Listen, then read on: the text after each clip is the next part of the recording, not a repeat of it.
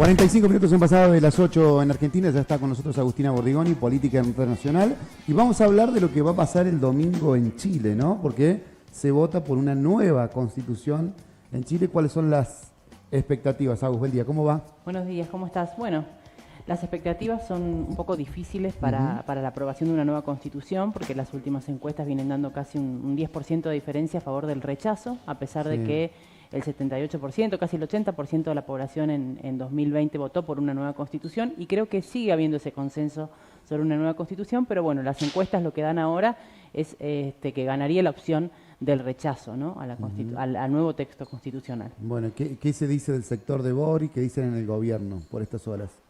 Bueno, en realidad una de las cuestiones, no digo que tiene que ver con esta posibilidad del rechazo, no es solamente algunas cuestiones del texto constitucional en las que muchos no están de acuerdo, sino también que se vincula mucho este proceso constitucional con el actual presidente, con Boric, porque fue uno de los que participó en los acuerdos de paz con el gobierno anterior, para poder, que derivó, digamos, en el proceso constituyente.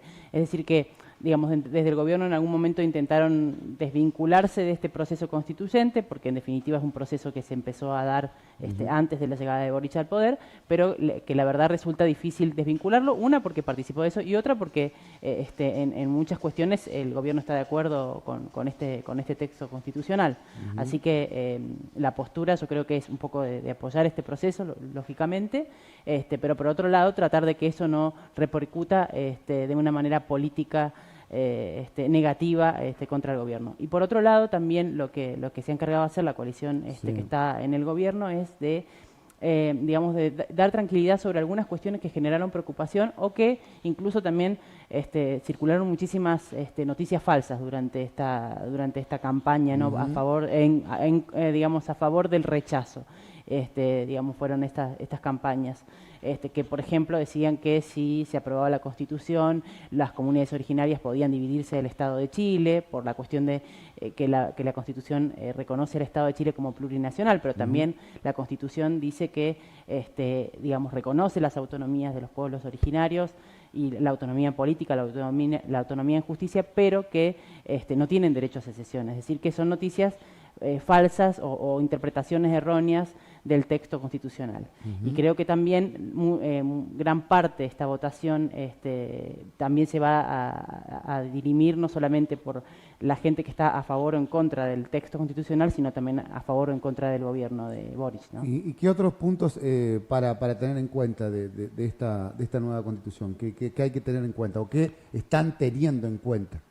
Bueno, entre las cuestiones que son como más, más discutidas de la Constitución está el tema de que la Constitución baja la edad de una persona que se puede candidatar a presidente de 35 a 30 años. En eso no hay discusión, pero sí hubo discusión con respecto a que la Constitución permite la reelección consecutiva, ¿no?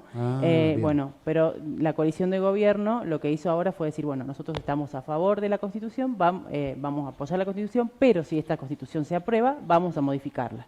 Como, por ejemplo, una de las cuestiones que se va a sacar es esto, no va a estar en la Constitución este reclamo, ¿no? Por otro lado, aclarar eso de los pueblos originarios es otra cuestión que también se planteó desde el gobierno. Y a tener en cuenta, yo creo que, como te decía recién, no solamente estas cuestiones que generaron más polémica, o la cuestión de la interrupción voluntaria del embarazo, también hubo noticias falsas con respecto a eso. Se decía que iban a hacer hasta que la mujer casi estuviera por parir, iba a poder abortar, cosa que en realidad en la Constitución no está, porque la Constitución dice que el periodo en el que se va a dar esto tiene que estar regulado por una ley, es decir, que la Constitución no dice nada al respecto de eso, ¿no? Por otro lado, bueno, como te decía recién, lo que hay que tener en cuenta son estas noticias falsas y cómo se trata de combatir desde el gobierno a esto, ¿no? Sí. Y creo que también es importante saber que digamos, tanto para quienes se oponen a este texto constitucional como para quienes están a favor, todos creo yo que siguen manteniendo la postura de ese 78% de que es necesario un cambio en la Constitución, una reforma. Incluso quienes se oponen dicen que si esto se rechaza, también hay que hacer modificaciones en la Constitución que data de la última dictadura militar. Y con respecto a las Fuerzas Armadas, a temas de salud, bueno, ahí hablabas un poco, hacías un repaso de eso, ¿no? pero digo, ¿qué aspectos hay que tener en cuenta de esto? Bueno, con respecto al tema de la salud, lo que también salieron a aclarar desde el gobierno es que si bien se va a crear, según la Constitución, un sistema nacional de salud y un sistema nacional de educación y que el Estado va a garantizar estos derechos, porque una de las modificaciones más importantes de la Constitución es reconocer al Estado de Chile como un Estado social y de derechos, es decir, como un Estado que tiene que garantizar esos derechos, cosa que no estaba en la Constitución anterior. La Constitución anterior decía que eran los privados los que tenían que garantizar esos derechos y si los privados no podían, lo garantizaba el Estado. En este caso... No, es muy cara la salud en Chile.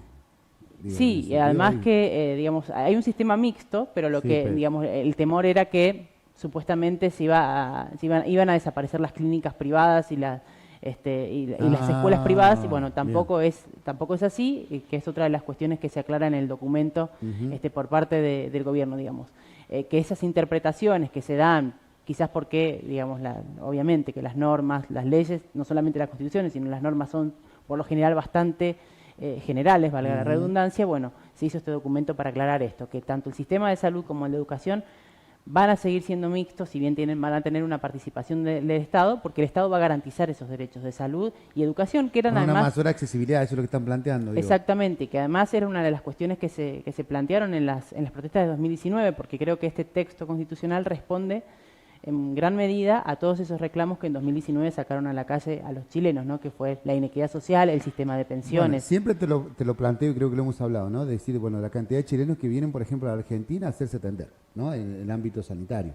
Es decir, pero ¿cómo? Sí, chilenos que bajan a Mendoza, algunos que siguen y que por ahí que ellos plantean, ellos mismos se informan de que es más barato y les conviene venirse a la Argentina. Digo, por otros tratamientos, por cirugías, digo que eso en Chile es, la verdad, Bueno, realmente, digamos, sí, la cuestión de quienes se atienden en Argentina, lo que sucede en Argentina es que la salud está garantizada como un derecho social, ¿no? Y que es lo que plantea la Constitución, que creo que también es una Constitución, la de Chile, muy anacrónica, ¿no? Porque se gestó dentro de una dictadura militar, con todo lo que eso implica, y que además reconoce que el Estado en definitiva en esa parte no tiene participación, es decir, que el Estado, digamos que a partir de esa Constitución los gobiernos que vinieron hicieron sus modificaciones dentro de esa misma Constitución, pero que en realidad no garantizaba que el Estado iba a garantizar esos derechos, ¿no? Así que yo creo que esa situación tiene que ver con eso. Vos tocaste el tema de las fuerzas y los militares, ¿no? En ese sentido, digo, ¿qué contempla la nueva Constitución? No, con respecto a eso no hay modificaciones. Las modificaciones tienen que ver, como te decía, con el tema electoral, con el tema de reconocimiento plurinacional del Estado como plurinacional y como paritario, que esa es otra cuestión muy importante, que está al principio del nuevo texto constitucional y que dice que el 50% de todas las dependencias del Estado y de las empresas donde tengan participación del Estado va a tener que tener una participación de las mujeres y que todos los estamentos del Estado, tanto todos los poderes del Estado, el Ejecutivo, el Legislativo y el Judicial, tienen que tener formación en perspectiva de género para tomar las decisiones que tengan que tomar. Otra cuestión importante que establece el nuevo texto tiene que ver con el derecho al agua, reconoce el derecho al agua como un derecho humano y crearía una Agencia Nacional del Agua para garantizar su uso sostenible. Con respecto a esto también hubo noticias falsas que decían que ahora la gente no iba a poder tener acceso al agua porque no podía, iba a tener que comprar todo porque no iba a tener acceso al agua de su casa, es decir... Bueno, por ejemplo, ahí está, mira, te tengo un poquito, ¿no? Porque hemos charlado en alguna oportunidad también y hemos consultado. El servicio de agua potable, por ejemplo, en Chile es carísimo. Digo, es muy caro. Entonces, digo, por ahí también tiene que ver con estas políticas que han ido planteando aquellos habitantes. Y bueno, es bueno lo que estás comentando, porque, bueno, siempre escuchás ahí a algunos otros chilenos que se quejan y lo cuidan de una manera, bueno, muy especial a eso, ¿no? Y se cuidan en no malgastar, digo, es eso lo que pasa en Chile, pero bueno, también implementando políticas también con respecto a esto, es interesante, ¿no? Claro, exacto, porque como te decía, ¿no? El texto constitucional responde a todos esos reclamos que cuando iniciaron los reclamos en Chile en 2019 decían no es por 30 pesos, es por 30 años. ¿Por qué decía, no? Porque ese era el lema de las protestas, porque en realidad los 30 pesos que había aumentado el metro, que fue lo que generó las primeras protestas, no era el meollo de la cuestión. La cuestión era 30 años de desigualdad que vivía el país, de inequidad, de falta de acceso a servicios como el que vos mencionás, de falta de acceso a la educación, a la salud. Para los sectores más desprotegidos no había, digamos, la educación es es considerado un servicio que, como era considerado como un servicio que deberían garantizar los privados sobre todo, bueno, era mucho más inaccesible para gran parte de la sociedad. Lo mismo con el sistema de pensiones, ¿no? El sistema de pensiones también estaba completamente privatizado. Lo que establece la Constitución es que va a haber un sistema nacional de pensiones, y ahora, digamos, en respuesta a la preocupación... La jubilación es lo mismo. Exacto. Era como en las nuestras en su momento, las AFJP. Exacto. Eso es lo que pasa hoy en Chile. Eso es lo que pasa en Chile, y era uno de los reclamos de las protestas de 2019. Entonces, como hay sectores que además... Porque también en la Convención Constituyente fue muy atípica para lo que era la política de Chile, ¿no? Es decir, participaron 50% de mujeres, participaron comunidades indígenas en esta Convención Constituyente, y partidos independientes sobre todo. No hubo mucha participación de partidos de centro y de derecha. Entonces, uno de los reclamos era precisamente por esto, por el cambio del sistema de pensiones. Lo que salió a aclarar el gobierno en este documento es que va a haber un sistema mixto, es decir, que el que quiera va a poder acogerse a esos sistemas privados, y el que no a un sistema nacional de pensiones. Es decir, en resumen, yo creo que la Constitución lo que establece es una mayor participación del Estado en todos los ámbitos en donde debe participar un Estado. Bien. Bueno, Chile, que siempre ha tenido allí alguna afinidad o alguna situación muy especial, bueno, querer imitar o ser muy parecido a Estados Unidos, ¿no? Digo, aquel que ha tenido la oportunidad de Chile, digo, en los lugares más caros de Chile, digo, es más, que no te extrañe que ver una bandera y que dices, pero ¿cómo es esto? Sí, bueno, esta es la realidad. Y un poco se manejan y viven de esa manera. Pero bueno, con la llegada de Boric, es como que quiere transformar todo esto, y un poco también en la Constitución, más allá que se viene trabajando desde años anteriores. Digo, Boric ha caído su imagen, ¿no? Digo, ha tenido una caída, digo, desde que se asumió el gobierno hasta ahora. Sí, ha tenido una caída en su imagen, y bueno, y como te decía, ¿no? Eso puede repercutir en la votación del domingo ¿Qué también. le están criticando a Boric hoy? Y bueno, el país también está con problemas, como todos los países, de inflación, un 13,6% interanual, que es la mayor inflación en 30 años. Eso es una de las principales cuestiones que se le está criticando. Y por otro lado, como bien decíamos recién, también el tema de la Constitución, que se lo vincula a él directamente con la Constitución, más allá que él no haya participado de esta convención y de la redacción del texto. También, digamos, lo que se le critica a la convención o al texto constitucional se le critica, por ende, al gobierno también.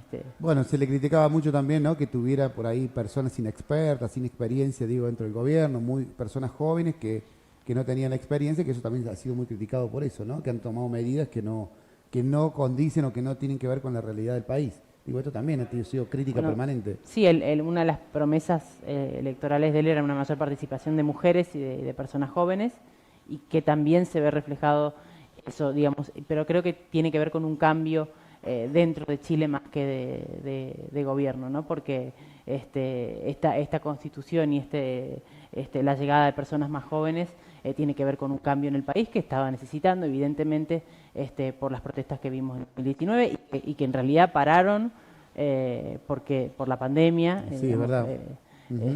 Así que creo que es un cambio necesario. Quizás lo más importante ahora es corregir, si se puede, de acá al domingo, estos errores de interpretación o malintencionadas interpretaciones del texto constitucional.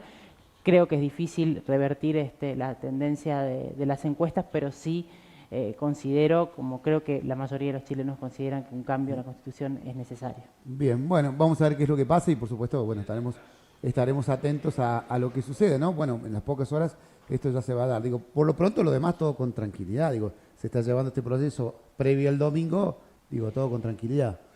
Y hubo algunos inconvenientes. Hubo incluso una discusión que fue a las manos entre diputados, y hubo también algunos problemas en algunas marchas.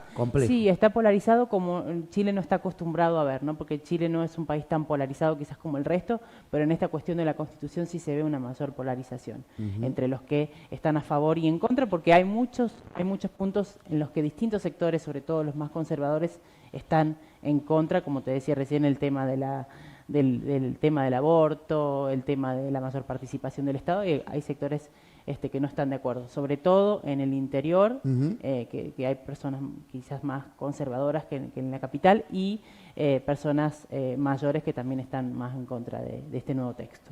Bien, bueno, Agus, agradecerte como siempre, importante, vamos a ver qué es lo que sucede el domingo en Chile y bueno, con respecto a la nueva constitución, que es lo que están planteando. Así que desde ya, gracias. Gracias a vos. Como siempre, Agustina Bordigoni, Política Internacional, continuamos en la mañana de Radio La Finur, dale.